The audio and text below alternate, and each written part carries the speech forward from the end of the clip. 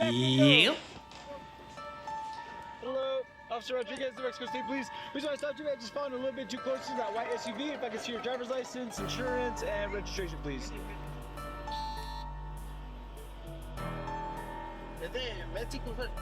Okay. En su elegancia y registración. Every day, thousands of vehicles cross through American highways, carrying families, workers, and travelers going about their daily lives. But hidden among them are vehicles carrying something far more sinister. Okay, awesome. Mr. Look at her face. Ven conmigo. ¿No tengo armas? No, nada, señor. Ok, por favor, dale vuelta y yo checar.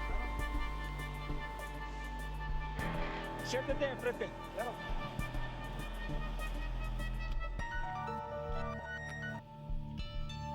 ¿Por qué me paró, oficial? Más cerca. Oh, perdón. Es que vengo con familia aquí, tengo familia aquí en la Albuquerque. Deadly drugs that fuel an epidemic claiming over 100,000 American lives each year. This is the story of one traffic stop that exposed the brutal methods of Mexican drug cartels and the innocent lives they destroy in their pursuit of profit. Sí, perdón, es que lo que pasa es que como me cambié de carril, que venía muy lento y me quise cambiar como de carril. Por eso fue que me repegué de más, perdón. Sorry, sir. I'm sorry about that. I thought he was going too slow and I was trying to change lanes. Es mi primera vez que me paran, perdón el nombre. It's the first time they pulled me over. All right, sir. While I fill this out, can I talk to you? Sí, está bien. Yeah. Where are you guys coming from? Yo vengo de Sinaloa, pues aquí en Arizona, pero vengo de Sinaloa. Tengo familia aquí, vengo aquí con familia. Okay, entonces viene de Sinaloa, ¿correcto? Sí, así es. Sí, yo soy de allá, pero aquí vivo. Oh, he got a translator. Viviendo aquí tengo como 4 años aquí en Arizona. I have time living here in Phoenix, Arizona, but I originally come from Sinaloa. Okay, where are you guys headed to? Vengo aquí a buscar que tenemos familia aquí. Headed towards family, visit family. Who's in the car with you today? Ah, es mi hermano y viene la esposa de mi hermano conmigo ahorita. What began as a simple lane violation would end with the discovery of 27 pounds of fentanyl, enough to kill hundreds of thousands of people. But more shocking than the drugs themselves was the story behind them.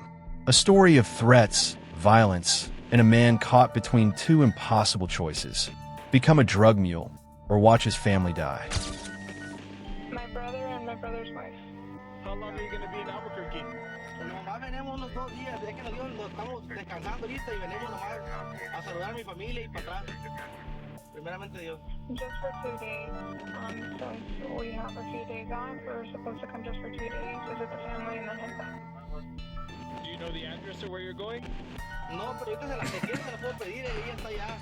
Pero no me sé la verdad, yo no me sé la dirección, porque la primera yo también que vengo para acá también, ¿no?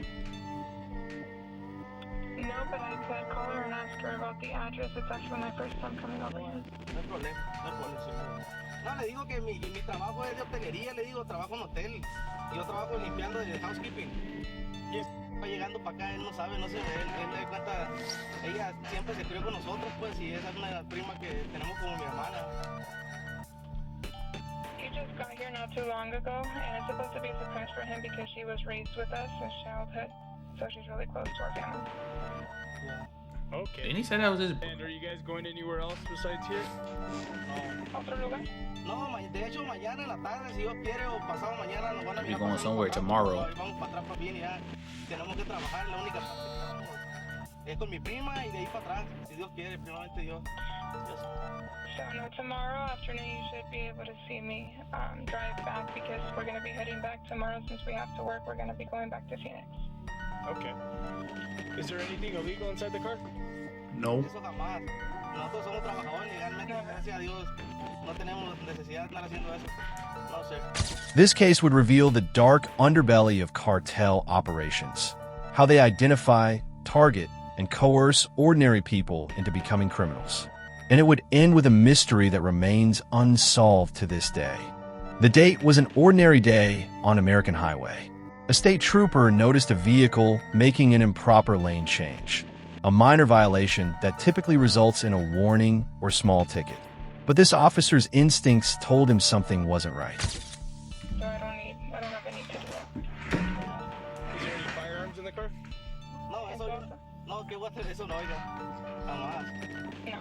No, señor. Is there any large amounts of U.S. currency in the car? No, la verdad que traigo nomás para lo que vamos a gastar aquí nomás, que la verdad en la tarjeta de mi esposa donde todo el tiempo tenemos dinero, pues donde ahorita es la que va a gastar.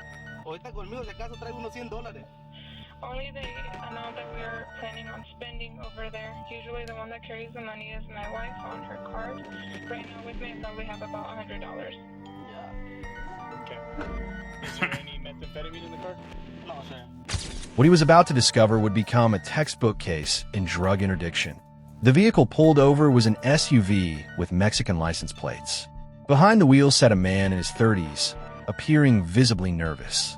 His hands gripped the steering wheel tightly even after the vehicle had stopped. In the passenger seats were two other individuals, a man and a woman. When the officer approached, the driver immediately began explaining himself in Spanish, apologizing profusely for the lane change. He claimed he was driving slowly and needed to switch lanes, which is why he cut over too quickly. His first words, "I have family here." The officer asked for license, insurance, and registration, standard procedure. But as the driver fumbled through his documents, the officer noticed several red flags. The driver's hands were shaking.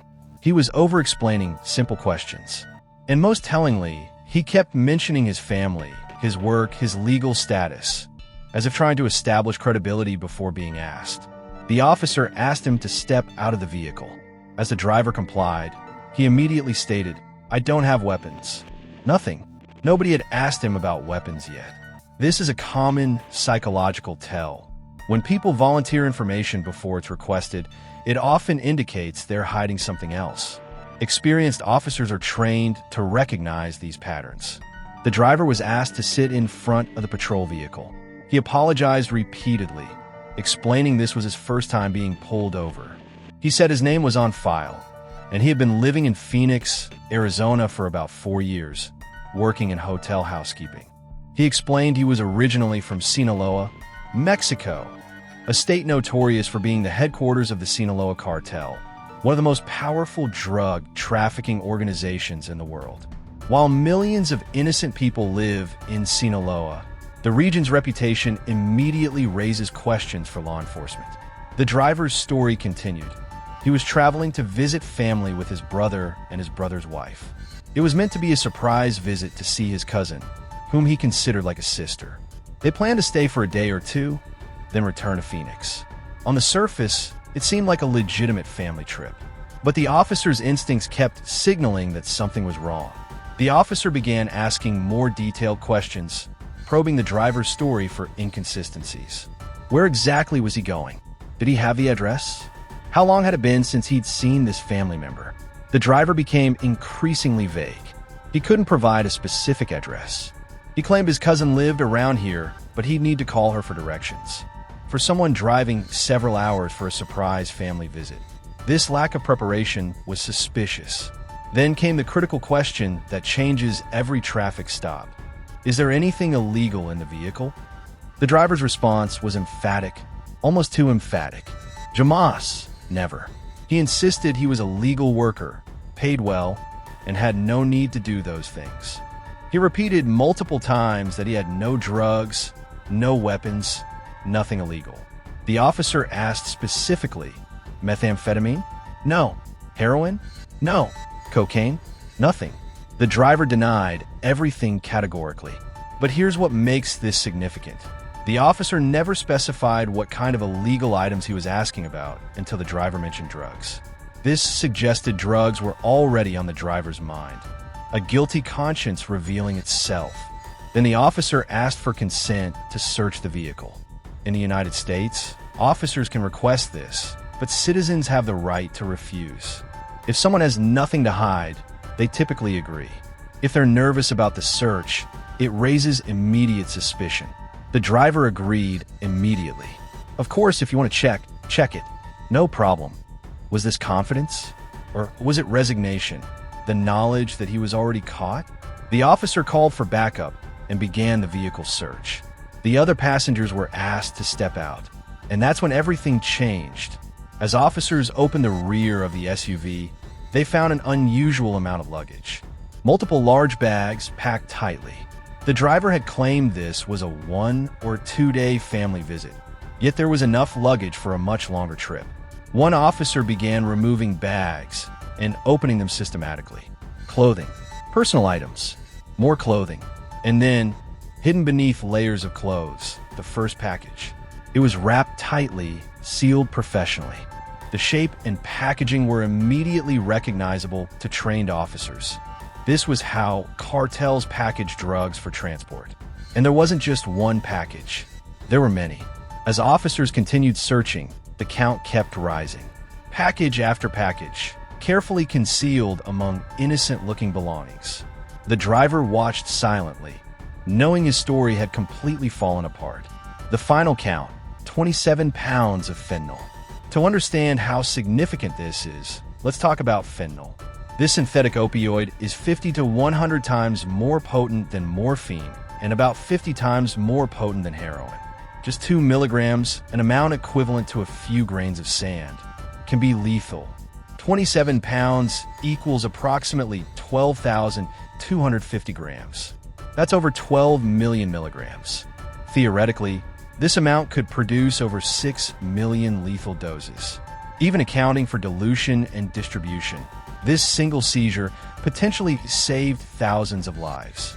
The street value of this haul would be worth hundreds of thousands of dollars, potentially over $500,000 depending on the market. Officers laid out the packages, documenting each one. The driver and passengers were detained and separated for questioning. What had started as a routine traffic stop was now a major federal drug trafficking case. But the question remained, who were these people really? Were they experienced traffickers? Were the passengers involved? And most importantly, how did someone end up transporting this much fentanyl? Faced with irrefutable evidence, the driver made a decision. He began to talk, and what he revealed painted a terrifying picture of how Mexican cartels operate. The driver claimed he was not a willing participant. He said he had been targeted by members of the Beltran-Leyva cartel, a violent drug trafficking organization based in Sinaloa.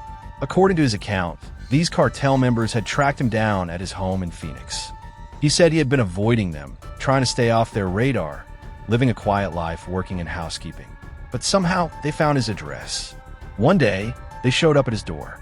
When he opened it, they were standing there with a simple message: transport this load to the destination or we kill your family. He claimed he had never done this before.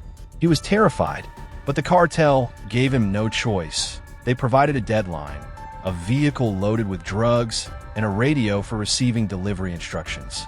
If he didn't arrive on time, they would find his family. And they made it clear they already knew where everyone lived. This is a common cartel tactic called coerced trafficking. Rather than relying only on willing criminals, cartels identify vulnerable individuals, people with families, stable addresses, and something to lose. They threaten violence against loved ones, leaving victims with an impossible choice. The driver insisted his brother and sister-in-law knew nothing about the drugs. He begged officers to let them go, taking full responsibility for everything. Whether this was true or a coordinated story, investigators would need to verify. The driver also revealed something else chilling. He believed he was being followed during the entire journey. He said the cartel doesn't just hand over millions of dollars worth of drugs and trust you to deliver it. They have spotters, scouts, people tracking your movements. He mentioned a radio they had given him. Someone would contact him with final delivery instructions once he reached the destination. He believed that even as he sat in the back of the police car, cartel members were watching, possibly laughing at his capture. This raises a disturbing question. If cartel members were indeed following him, where were they now? Did they simply abandon him once he was caught? Or were they still nearby, watching, waiting? The driver was formally arrested and charged with trafficking controlled substances, a federal offense. Under federal sentencing guidelines, trafficking this amount of fentanyl could result in decades in prison, potentially life. His passengers were also detained for questioning. Investigators would need to determine if they were truly innocent or complicit in the operation. In many trafficking cases, entire groups claim ignorance, making it difficult to separate victims from criminals. The 27 pounds of fentanyl were seized, documented, and destroyed, keeping it permanently off American streets. This single stop potentially prevented countless overdoses and deaths. But then something unexpected happened. Despite the severity of the charges, the driver was released on bail the following day. This is not uncommon in the American legal system. Even serious offenders can be released pending trial if they're not deemed immediate flight risks. However, this decision would prove to be a critical mistake. The driver never showed up for his first court date, or his second, or any court date after that. He simply vanished. An arrest warrant was issued, but to this day, he has never been found. So what happened? There are several possibilities, each more disturbing than the last. Perhaps he fled back to Mexico, where he remains outside U.S. jurisdiction. Perhaps the cartel helped him disappear, giving him a new identity in exchange for his silence. Or perhaps the darkest possibility is true. Perhaps the cartel made an example of him for getting caught, and he's no longer alive to tell his story. Law enforcement believes he likely had assistance disappearing. Someone helped him evade capture, whether that someone was family, friends, or the very cartel that put him in this situation remains unknown. This case represents the brutal reality of America's drug crisis. Fentanyl continues flooding across borders, devastating communities and destroying families. Behind every seizure are stories of violence, coercion, and lives forever changed. The war on drugs is not just about catching criminals. It's about understanding the complex web of fear, poverty, and violence that creates them. And sometimes, the people transporting these deadly substances are victims themselves, trapped in impossible situations with no way out. Somewhere out there, a man who claimed he was just trying to protect his family remains missing, wanted by law enforcement and hunted by the criminals who forced him onto this path. His story serves as a reminder. In the drug trade, there are no winners, only casualties.